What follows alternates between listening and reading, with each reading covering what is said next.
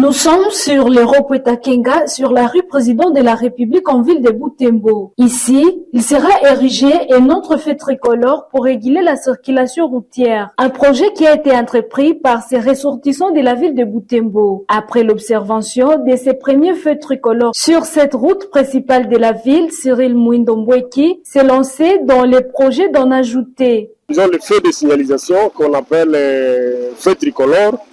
Au rond-point Kaundura, nous avons décidé de mettre d'autres feux de signalisation dans d'autres ronds-points. À part les ronds-points Takenga, un autre feu de signalisation routière sera implanté ici au rond-point Sonas sur la rue Président de la République en diagonale de la rue Père Jérôme Masumbuko. Ce rond-point cathédrale sur rue d'Ampias n'a pas été du reste. Déjà, le béton qui va soutenir ces feux de signalisation est visible sur cette route. Cyril Mouindombweki, donateur de ces œuvres, indique que ce feu tricolore va contribuer à fluidifier la circulation, ainsi améliorer la sécurité routière. C'est à cause de cet amour, ce sursaut d'amour de cette ville que nous avons été obligés de doter de certains outils routiers pour essayer d'aider tant soit peu la circulation routière. Ce dernier appelle la population de s'approprier ces œuvres et de les sécuriser dans la mesure du possible contre les manifestants de mauvaise foi qui parfois s'apprennent au bien public. Les gens de mauvaises intentions qui peuvent détruire nos œuvres, ça nous étonne. Je demande à la population de les garder, que la population elle-même soit la sécurité pour ces œuvres. Ces nouveaux feux lumineux seront précisément implantés à 3 carrefours différents, notamment les rond-points Takenga, rond-point Sonas et les rond-points cathédrale. D'ici quelques jours, ils seront opérationnels comme celui au rond-point Kauntura, doté à la ville par le même initiateur. À l'occasion de ce séjour de travail en Ouganda Fort Apoti, la délégation des forces armées de la RDC a visité le quartier général de la division des montagnes de UPDF, dont un contingent est déployé en RDC de la traque des forces démocratiques alliées ADF.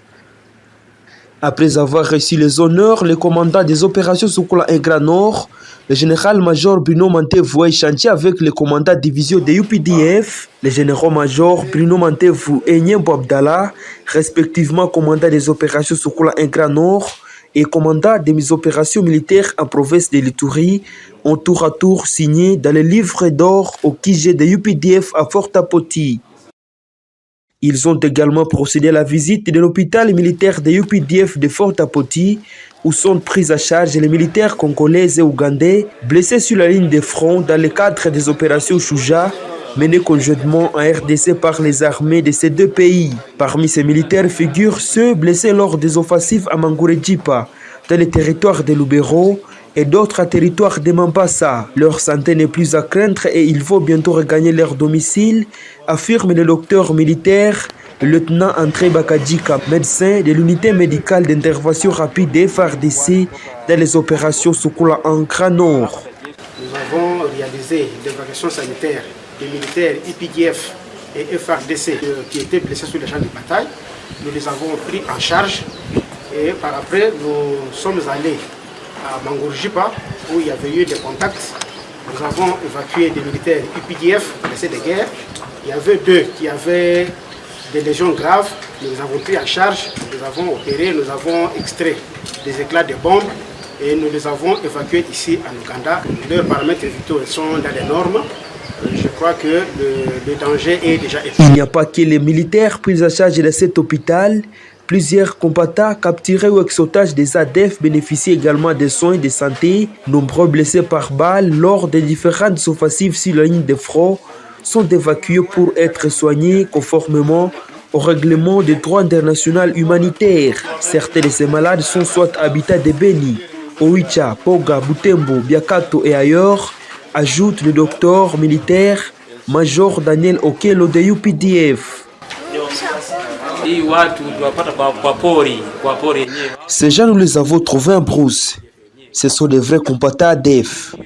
Il y a eu beaucoup d'offensives jusqu'à causer beaucoup de blessés. Et lorsque nous avons évacué les militaires de la brousse, nous les avons aussi évacués.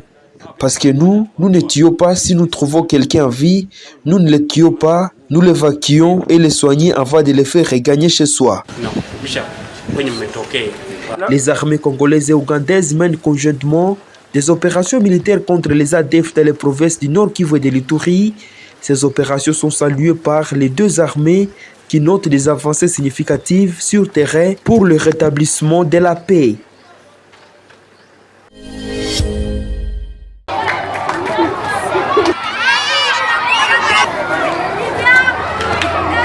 C'est cette allure qui caractérise plusieurs établissements scolaires publics et conventionnés de la ville de Butembo. Depuis l'ouverture de l'année scolaire 2024-2025, des enfants ne font qu'errer dans des cours scolaires. Pour cause, leurs enseignants sont en grève. Ils réclament la majoration de leur salaire ainsi que des listings après le paiement. Ici, à l'école primaire Matengenezo par exemple, pour ce lundi 23 septembre, les écoliers errent dans la cour sans aucun encadrement de la part de leurs enseignants, bien que présents. Même situation à cette autre école publique de la place. De même ici, des enseignants visibles dans la cour scolaire, mais sans aucune volonté d'encadrer les écoliers. Ils disent maintenir leur mouvement de grève jusqu'à ce que le gouvernement réponde à les revendications. Pour d'autres écoles de la ville de Butembo, province éducationnelle Nord Kivu 2, les portes restent désormais fermées, sauf le bureau administratif. C'est depuis l'ouverture de l'année scolaire 2024-2025 que la grève des enseignants s'observe dans plusieurs coins de la RDC. Malgré des communiqués des autorités scolaires, cette grève persiste dans plusieurs entités.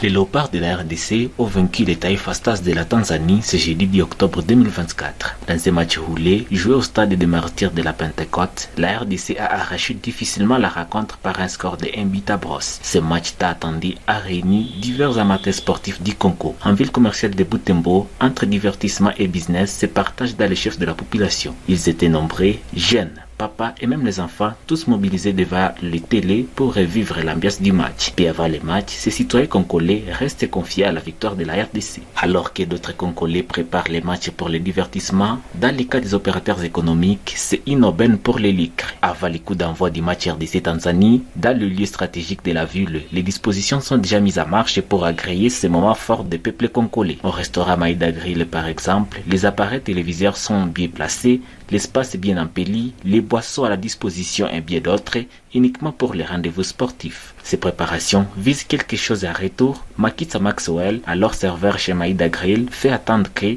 la clientèle augmente à chaque match de la RDC. Oui, lorsqu'il y a match, parfois les clients se distinguent. Comme je peux le dire maintenant, il y a quelques tables qu'on a déjà réservées pour le match d'aujourd'hui. En tout cas, les clients se distinguent. Parfois, il y a des jours, quand il n'y a pas match, vous allez voir les mouvements. Et quand il y a match, vous allez constater qu'il y a une très grande différence par rapport à d'autres jours. À quelques mètres de là se trouve l'hôtel Butembo. Un autre espace très mobilisé pour les matchs RDC Tanzanie. Les boissons, les lieux impeccables pour les matchs. L'hôtel Butembo veut toujours accompagner les Congolais dans cette fête sportive. Fiston Moussavoli, réceptionniste de l'hôtel Butembo, HB en sigle, témoigne que parfois les matchs de la RDC impactent positivement sur leurs revenus. Parce que vous savez, notre ville, c'est une ville sportive. Oui, les gens aiment d'abord le foot, et les gens aiment se déstresser. C'est pour cela que quand nous avons match, surtout notre pays, quand il joue, vraiment, le recette augmente. Le football est le sport qui réunit beaucoup de Congolais. Les uns devant leurs écrans, les autres dans les espaces champs, dans l'objectif de se divertir. Ces derniers temps, les léopards de la RDC affichent une ferveur admirable dans le monde de foot. Avec ses 9 points sur 3 matchs joués, la RDC s'est qualifiée provisoirement à la Coupe d'Afrique des Nations CAN Maroc 2025.